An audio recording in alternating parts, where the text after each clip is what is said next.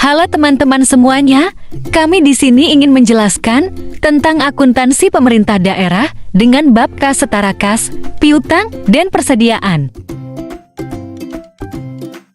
Anggota kami terdiri dari Aisyah absen 2, Alvira absen 3, Loni absen 8, Isna absen 21, Naila absen 28, dan Wulan absen 34.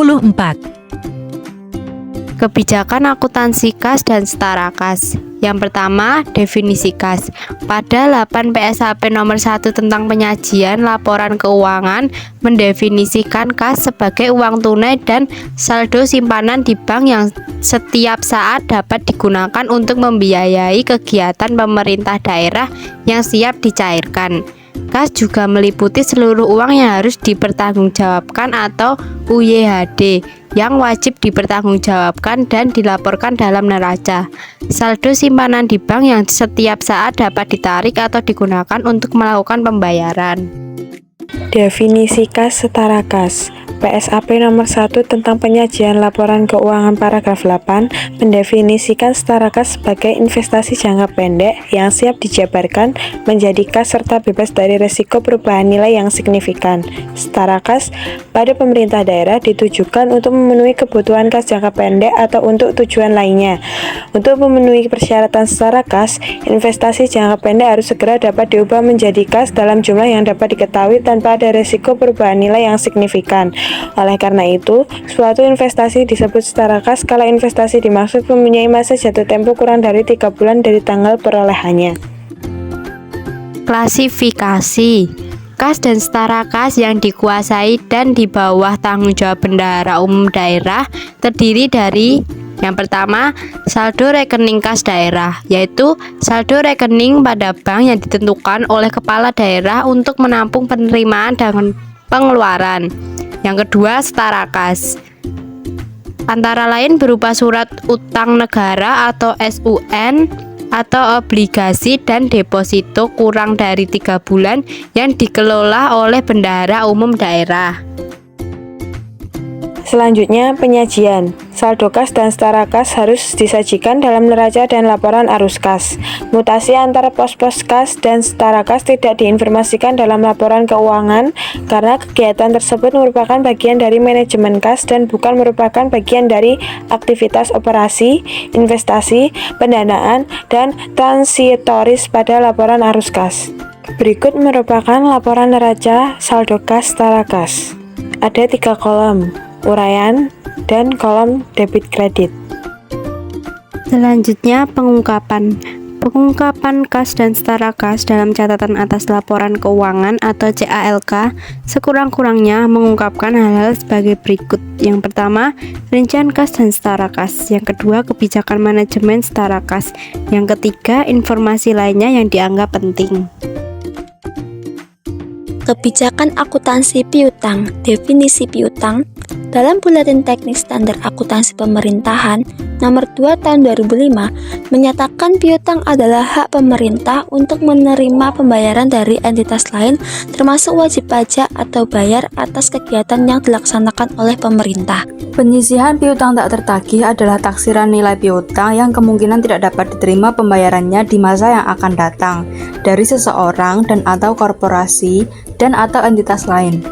Nilai penyisihan piutang tak tertagih tidak bersifat akumulatif, tetapi diterapkan setiap akhir periode anggaran sesuai dengan perkembangan kualitas piutang.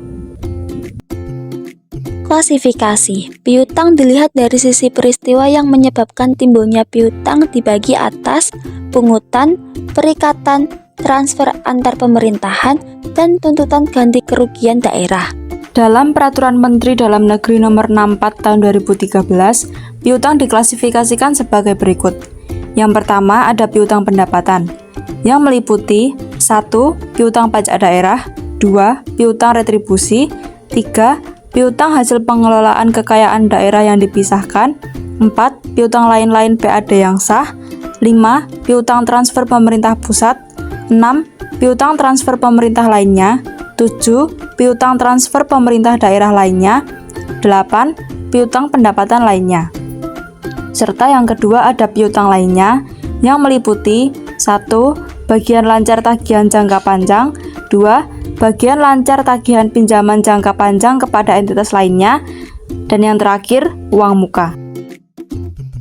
Selanjutnya, pengakuan. Piutang diakui saat timbul klaim atau hak untuk menagih uang atau manfaat ekonomi lainnya kepada entitas lain.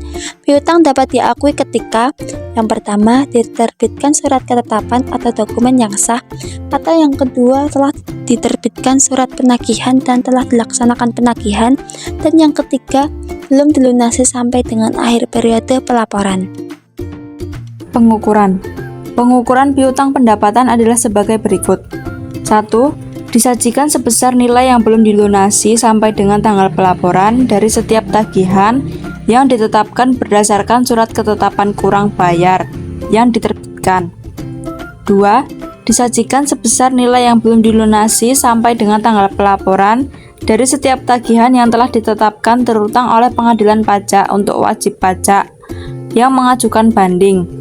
Atau 3. Disajikan sebesar nilai yang belum dilunasi sampai dengan tanggal pelaporan dari setiap tagihan yang masih proses banding atas keberatan dan belum ditetapkan oleh Majelis Tuntutan Ganti Rugi. Kualitas dan penyajian. Kualitas piutang dikelompokkan jadi 4 dengan klasifikasi sebagai berikut.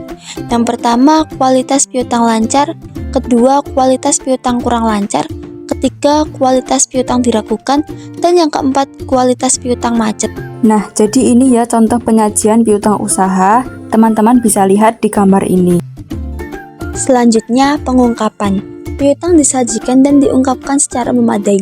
Informasi mengenai akun piutang diungkapkan secara cukup dalam catatan atas laporan keuangan. Informasi dimaksud dapat berupa: yang pertama, kebijakan akuntansi yang digunakan dalam penilaian, pengakuan, dan pengukuran piutang. Yang kedua, rincian jenis-jenis, saldo menurut umur untuk mengetahui tingkat kolektibilitasnya. 3. Penjelasan atas penyelesaian piutang. 4. Jaminan atau sita jaminan jika ada. Khusus untuk tuntutan ganti rugi atau tuntutan perbendaharaan juga harus diungkapkan piutang yang masih dalam proses penyelesaian, baik melalui cara damai maupun pengadilan. Kebijakan akuntansi persediaan. Yang pertama, definisi. Persediaan adalah aset lancar dalam bentuk barang atau perlengkapan yang dimaksudkan untuk mendukung kegiatan operasional pemerintah daerah dan barang-barang yang dimaksudkan untuk dijual atau diserahkan dalam rangka pelayanan kepada masyarakat. Klasifikasi. Persediaan merupakan aset yang berupa A.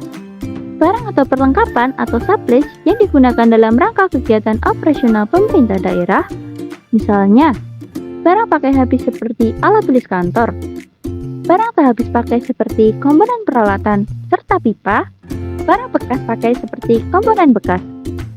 B. Bahan atau perlengkapan atau supplies yang akan digunakan dalam proses produksi, misalnya bahan baku pembuatan alat-alat pertanian serta bahan baku pembuatan benih. C.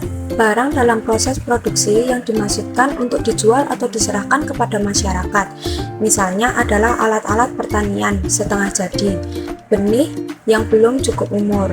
D. Barang yang disimpan untuk dijual atau diserahkan kepada masyarakat dalam rangka kegiatan pemerintahan, misalnya adalah hewan dan bibit tanaman untuk dijual atau diserahkan kepada masyarakat. Selanjutnya, pengakuan. Persediaan yang diakui pada saat 1. Potensi manfaat ekonomi masa depan diperoleh pemerintah daerah dan mempunyai nilai atau biaya yang dapat diukur dengan andal.